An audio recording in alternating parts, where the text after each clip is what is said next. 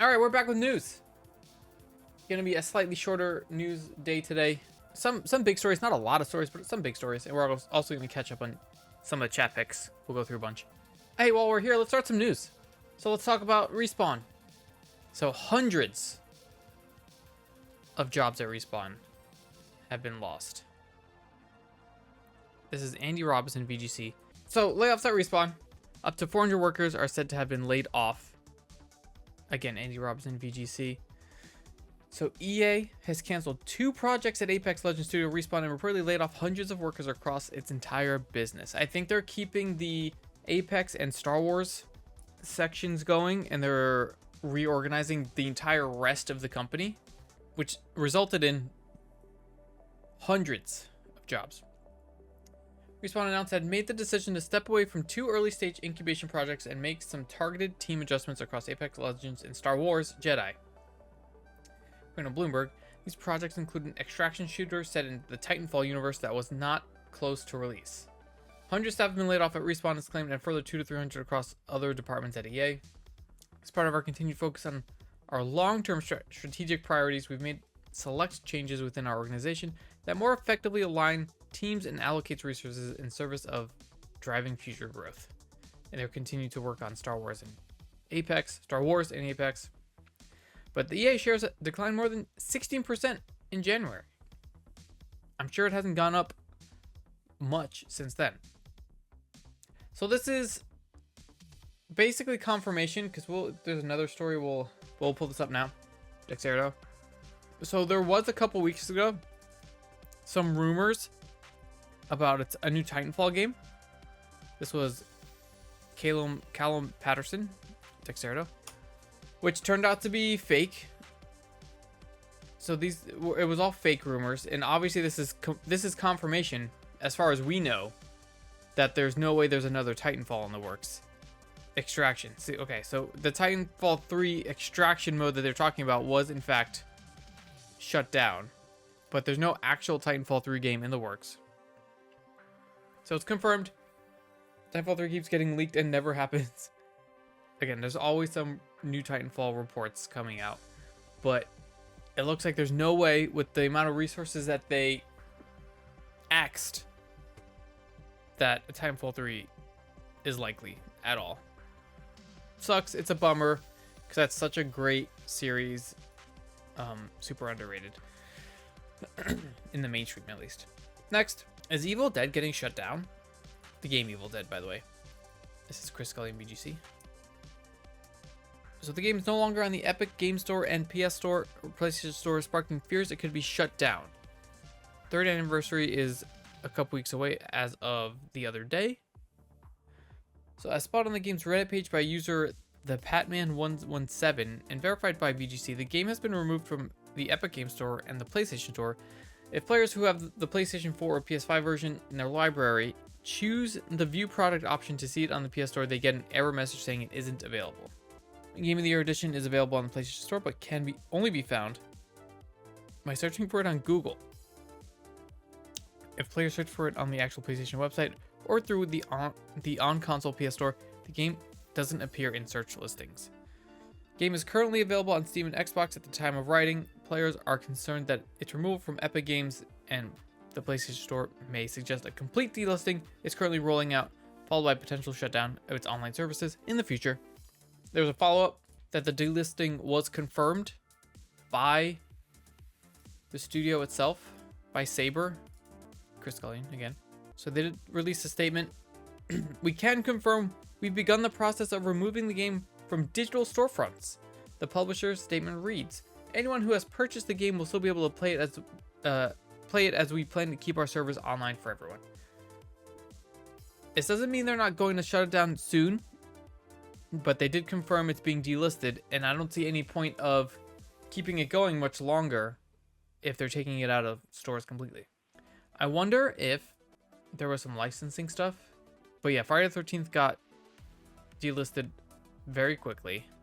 Can you do some follow through despite dedicated servers being shut down? So it lasted 3 years for Friday the 13th. This came out in 2022, so it's been 3 years.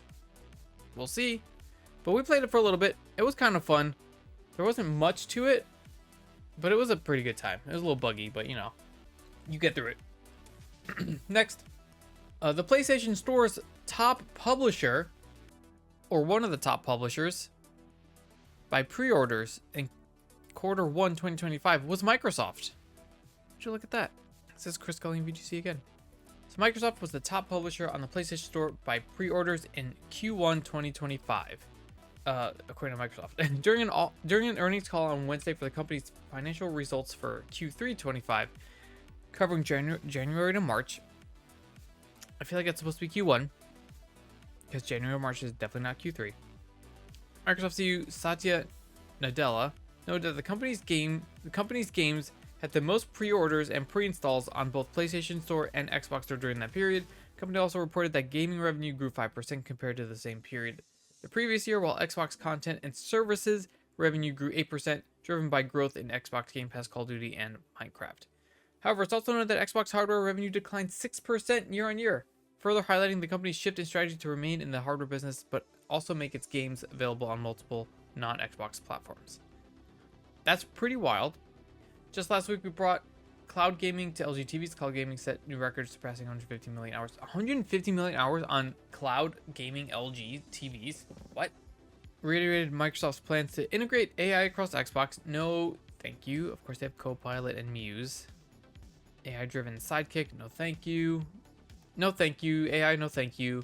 But there is kind of a follow-up where yesterday, Microsoft did announce and immediately basically raised the prices of like all of their things on the consoles and accessories and games. I think the 2 terabyte Series X went up like $130, something like that. We understand that these, did I put the link in here? I did not. Jordan Miller, VGC. Copy. We understand that these changes are challenging and they were made with careful consideration given market conditions and the rising cost of development. Looking ahead, we continue to focus on offering more ways to play more games across any screen, ensuring value for Xbox players.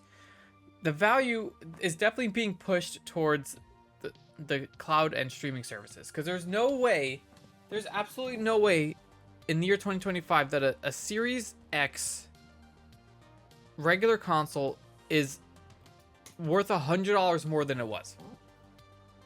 There's just absolutely no way that there's no added value right now. See, the Series 2 Galaxy Black was $600. It went up to $730. These prices are kind of outrageous. Series S went up almost like all the consoles went up at least $80 at least. And then the headset, no change. The wireless headset went up a little bit. Elite controllers went up $20. At least the core series. The regular controllers went up $10. This is insane. Special edition controllers or limited controllers went up $10. And the elite controllers. The full one, not the core one without the accessories, like the black one. The black one that has all the accessories. You know the one that I have? This one that comes with all the accessories. It went up $10, $20. And the other ones went up $10. This is wild stuff. That I don't know where the justification is for this. Because like they're not adding anything new. I think they're just driving people away from hardware. And like, cool, if people want to spend the extra money, they get the extra money, but it seems like they're driving people away from the hardware to focus more on the cloud and software stuff. But again, there's no way of knowing for sure. This is just wild to me that they think the Xbox Series X is worth $100 more than it was. $100 more. There's no way. There's absolutely no way. This is a $600 console in 2025. There's barely any exclusives still. There's only like a handful of exclusives that came out in the last few years, and then they became not exclusive anymore anyway. And wild stuff. Anyway, moving on. Polygon was sold and got hit with layoffs. Unfortunately, Jordan Miller, VGC. So Polygon has been sold to Valnet, which I think owns other gaming news websites. The majority of staff laid off. The majority of staff is wild. Former Polygon and chief of social media saying he's no longer with the company. A lot of people saying they're no longer with the company. Founded in 2012 under Vox Media. The website has been home to a lot of people in the industry. Valnet is the parent company of several media brands, including The Gamer, Collider, Comic Book Resources, Movie Web, Screen Rant, Game Rant, XDA developers, and make use of. A lot of staff are saying they're not with the company anymore. So this is super unfortunate. I haven't been on Polygon in a while, so I don't know. Don't know exactly the quality of stuff that they're putting out, but it's still a shame because it's like one of the OG gaming sites for like news and stuff like that. There is a lot though, a lot of these sites. Similar story here. Well, kind of similar. There's some trouble at Giant Bomb now too. The website is in doubt. One of the big Giant Bombers, Jeff Grubb, part of that family. Jordan Miller VGC, I don't know if I said that. So, trailblazing video game website Giant Bomb has faced significant staff departures as owner fandom claims the brand will undergo strategic reset and realignment. Weeks of uncertainty around the website abruptly ceased live streaming content last month. Earlier this week, 888th episode of the Giant Bombcast, the longest running video game podcast of all time, was published and then swiftly removed. Included a lengthy section where the host mocked a series of overreaching brand guidelines given to the website by the current owner fandom. Rules on swearing and other restrictions on content, entirely different from the style of content that Giant Bomb has built its reputation on, hence the mockery from the cast. Last of the Nintendo X podcast following removal of Giant Bomb, staff member Jeff Grubb said that while the decision to remove the episode wasn't his decision, the decision to keep it down was. Wild. And Grubb also confirmed his departure, writing, "Well, that was a dream come true. Knew it wouldn't last long though. Out of a job at the moment, but I'll always be doing Patreon. Game mess." So that's sad news. Mike Minotti also confirmed. That's annoying. So it's pretty another. Again, without people like Jeff Grubb and Mike Minotti, I don't see how much farther Giant Bomb can go as its own thing. Hopefully they bounce back quickly and smoothly. Last bit of larger news. I don't know if anyone's heard of the game that we're gonna talk about, but this game called Grand Theft Auto 6 got delayed. Surprise! I don't know if anyone was actually surprised about this. So this is Chris calling VGC. Officially delayed until 2026. So now set to release on May 26th, 2026. Not a surprise. Like I said, they haven't shown anything at all year. Haven't said anything at all year. It's May. No update. So it's not surprising at all that there's going to be a delay. Even the people in the studio were not surprised at all. This is Jordan Miller VGC. So the employees didn't even think that it was going to happen. After months of speculation, Rockstar confirmed Friday that the game would now launch in May. Nobody I've talked to at Rockstar has believed fall 2025 was a real window for a very long time. From Jason Schreier. Too much work, not enough time, and what appears to be a real desire for management to avoid brutal crunch. GTA 6 slipping to 2026 has seemed inevitable for months, if not longer. Take-Two said the game was still on track to release this year. A while ago, they just kept saying over and over again it was going to happen. I don't think there was any way. And because of how late they showed stuff last year, I was surprised. I was surprised that they said it was coming out this year. So I think 2026 is a much more realistic time frame, which will put it at what? Whoa, 13 years? 13 years since the release of GTA 5. Insane. 13 years to make this game. Hopefully by then, it's actually ready to be released. And hopefully we're still doing news by then. Let's get rid of some of these tabs. Going on to smaller news. First up is Oblivion. Remaster, remake, whatever it is. Doing pretty good numbers. Clears 4 million players and shatters Elder Scrolls Steam record. Andy Robinson, VGC. Bethesda has claimed that over 4 million people have played its Elder Scrolls 4. I want to say it's 4. Oblivion remaster since its surprise launch earlier this week. We are so We are so grateful to the over 4 million of you that have already ventured into Cyrodiil. I've never played Oblivion, so I don't know the names. With Oblivion Remastered. Thank you. That's a lot of cheese wheels and pockets. Huge congrats. I can't believe this came out like so suddenly. Peak concurrent players on Steam, over 170,000, which is the most concurrently played Elder Scrolls game on Steam. Wild. So, pretty cool. Everyone seems to be loving it that's playing it. This might be just a side game that I play off stream because it's just too big. Too big! So, speaking of Oblivion, a little smaller indie game called Post Trauma, I think it was. Chris calling VGC. Because their game released at the same time as Oblivion, they did a little re-release. Why is it such a long ass? There's no way. So a publisher who unwittingly released its game on the same day as Oblivion Remastered is going to have another shot at releasing it. So this was great. I saw the story and I was like, I guess. But then I saw what they said. Good things to come to those who wait, so we'll be patient. On June the 23rd, prepare for Post Trauma, the re-release, except we're not unreleasing it first, and it's pretty much the same game. That's the title. Post Trauma, the re-release, except we're not unreleasing it first, and it's pretty much the same game. And has been promoted with the hashtag, please no shadow drop this time. So I thought that was pretty funny. I don't know what this game is. We can watch this little video. I think it's pretty funny. Choosing a release date is very complicated.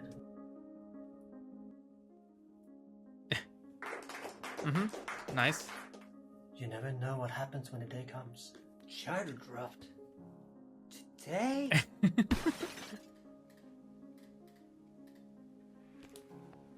Due to unforeseen circumstances, we're going to be spiritually re-releasing Post Trauma in around 8.5 weeks, which is a completely random number that we chose.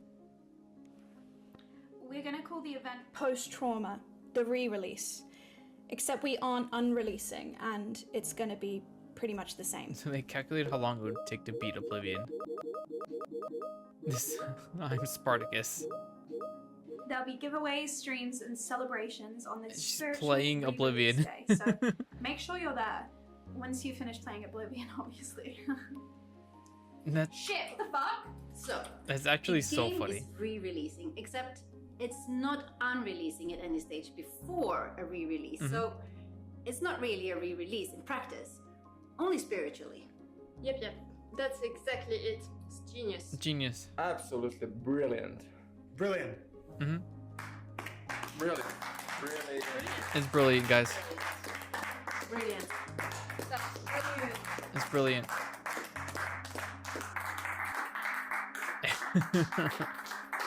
So I just thought that was a little funny, good marketing. It is something that Devolver would do. I love it. I love it. It's great. I think it's the same. Is it the same publisher that did Blueprints? Raw Fury? Yeah, it is. They did Blueprints, and that game is a lot of people are talking about Game of the Year. So, hey, maybe we play Post Trauma. That's awesome. Great job, guys. Next, little treat for some of you Pokemoners. There's just life-size evolution plushies that have been kind of released. The Year of Eevee. Jordan Miller VGC. So just giant life-size evolutions. That's really all it is. So they're huge. Oh no, they're 380 each. I lied. I'm pretty sure I saw the Eevees there, but they're 380 euros, which is similar to dollars. They're each. So that's a lot for a plush. Not gonna lie. But look at it. Look how cool it is. They're so big. They're so big. Next up, is Fortnite coming back to iOS? Andy Robinson VGC.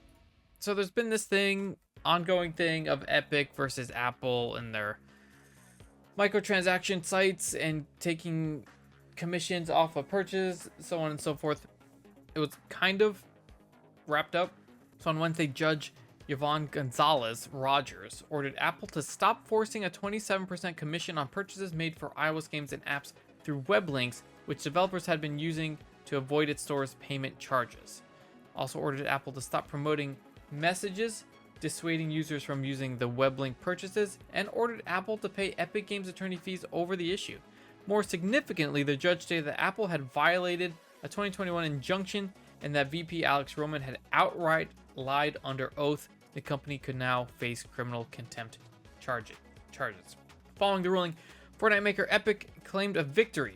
It said that if Apple agreed to apply the ruling globally, it would drop all ongoing and future litigation, including its fight to bring its own stores to iOS and to bring Fortnite back to the platform as soon as next week.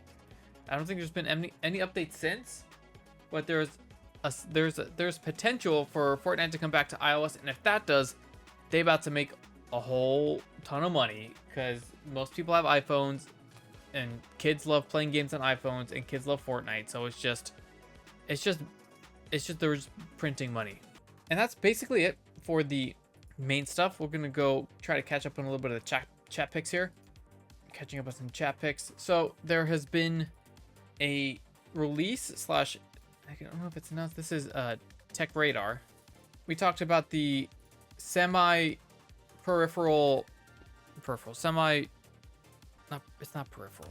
proprietary. What's the word? I know what I'm talking about. But Lexar has released a 1 terabyte micro SD express card, and it's going to be 512 256. I think it's going to be a cheaper option. Yeah, 50, 100, and 200. 200 is still a lot for an SD card, but I think the Nintendo brand was higher. But yeah, so you don't have to get the Nintendo one. You can still get them from other companies like Lexar, which is pretty cool. Next up, we got some updates for Diablo 4, which we should be getting into it very soon. Or getting back into it, I should say. This is Wesley Inpool, IGN. Blizzard tells IGN what's coming to Diablo 4 in 2025 and 2026, including new expansion, new ranking system, and finally, leaderboards. I don't know what finally leaderboards mean. I've never really cared about leaderboards. So it goes through a lot of stuff, a lot of Q&A stuff here, but they have a lot of thick Diablo stuff planned. They want to go for like years and years and years with this stuff. So Blizzard's new 2-year-old action replay game, and that's despite the delay to its second expansion from this year into 2026, is set to launch Season 8 in April, because this was the beginning of April. So it should be out now or coming out soon? I don't remember. Season 9 currently due out in the summer, Season 10 later this year. Each will improve the game in key ways, addressing fan feedback and adding long requested features. And then looking into 2026, Blizzard will launch Diablo 4's second expansion, following on from last year's Vessel of Hatred, add a new ranking system, and finally, leaderboards. So, a lot of thick stuff coming to Diablo. We got Witchcraft, which we went through. Belial's Return. That's the new stuff. 2-year anniversary. New layer bosses. Reliquaries? I don't know what that is. Season Journey update. New IP collabs. That's pretty cool. And then over the summer, you got Sins of the Horadrim, Horadric Powers, Dungeon Escalation, Earnable Pets, or an Earnable Pet, Earnable Feline Pet, Earnable Raven Pet, just Earnable Pet for those. Nightmare Dungeon Activities, console, keyboard, and mouse support, and more. And then the end of the year, Infernal Chaos, Chaos Powers, Infernal Hordes update, Earnable Pet, and new IP collabs. A lot of new stuff coming out. Excited for it. Gotta get back into it. Game's really fun. Next up, what is this? I don't even remember what this story is. Oh, there's the Piranha Plant camera. That's right. That's what it is. The Piranha Plant camera. Wesley and Pool, IGN. Nintendo Switch 2 Piranha Plant camera has a resolution of just 480p compared to the regular camera that's 1080 supposedly. Look at this thing. It looks really cool, but it's 480p.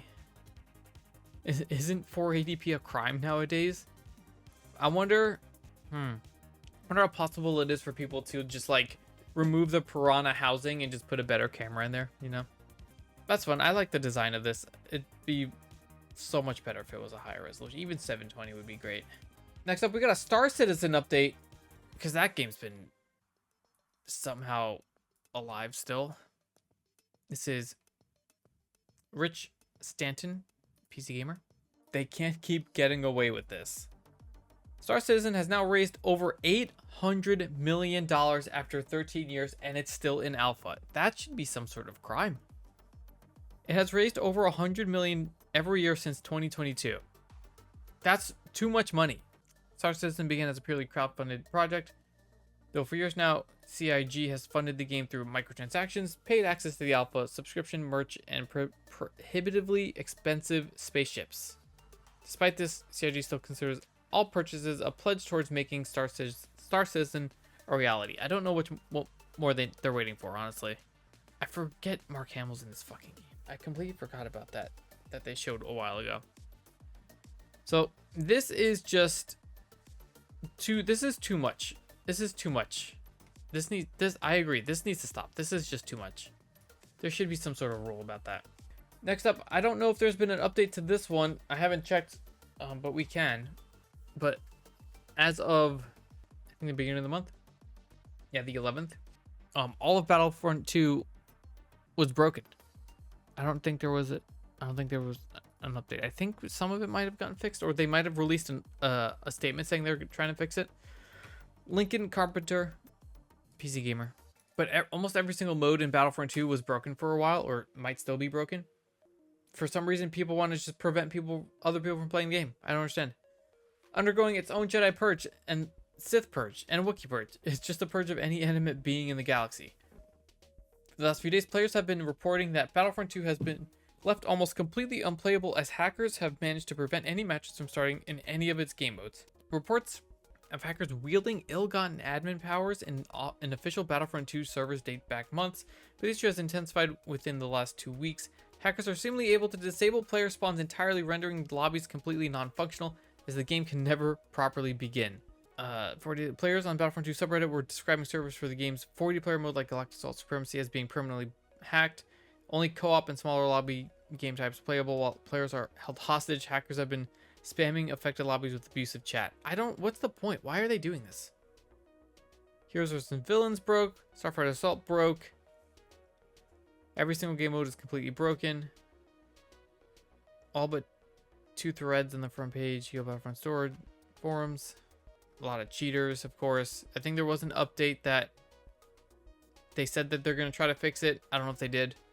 But it's just like unfathomable that they would let the game get to that state for so long. Why even keep the service up? I mean, it's Star Wars, I guess that's why. But like, why? What's the point if you're not even going to monitor it? Or maybe they can't fix it. It's possible they just can't do it because they're not good enough. Skill issue. Couple more stories here. Dark and Darker is getting a PvE mode, which is awesome. Any chalk, PC Gamer. I think we tried this once or twice. The game's very hard. It's very hard. It's very dark. Like literally you can't see a lot. But a new PvE mode would be pretty cool. I like that. I might jump back into it because of that. Early access season 6 is live now. Full update notes. Some bugs, a lot of fixed bugs, a lot of fixed bugs, a lot of game updates, but they did add where'd it go? The new PvE only adventure mode has been added to the game. That sounds like fun. Maybe we'll try it again. It's just that this game is just too hard. It's just too hard. We don't need to add any extra humans in there. It's hard enough without the extra humans. Last chat pick story for today. There's still more fake eShop games in the store. There's yet another PC ripoff floating around the Nintendo eShop, but this time it's Repo that's been robbed. Even the eShop has slip-ups when it comes to allowing fake games. This is Ellie Gould, PC Gamer. Warning, Repo Horror, hold on. Repo Horror for the Switch is a total fake. This is the fake Repo Horror. This is the fake game.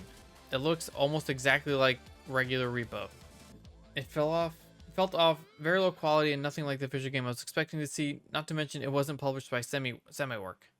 Wasn't published. It should probably be the only red flag that you need when discovering what seems to be a Repo Switch port. The flag that's also poor quality is another telltale sign. They contacted Nintendo. Repo's only available on Steam, so it shouldn't be available on any other platform. This is just something that Nintendo has been hit with pretty consistently over the last couple of years. Fake games. But that's gonna be it for today. A lot of stuff, but also not a lot of stuff. But you guys have been fun. thanks for hanging out. If you want to stay updated with stream stuff, links in chat, YouTube, Twitter, Discord, TikToks. Probably have this VOD up in the next couple days as soon as I can finish editing it. Should be slightly shorter, which is nice. But that's gonna be it for news for this week. And hope to see you guys. Oh, no news next week because we will be at PAX East next week. Maybe we'll do some live reveals of games on the show floor if I have time. If we fill this bar, maybe we'll do a live walkthrough of the show floor. We'll see. But that's gonna be it for me for today. Thanks to everyone again that hung out live. And if you wanna talk more about stories or put with stuff like comments, do the thing. Touch those buttons. Diddle those. God damn. That's gonna be it for me. You guys have been great. It is a cool shirt. It's a really cool shirt. Look at it. Look at this shirt. Star Wars Celebration. Let's go. Bye, guys.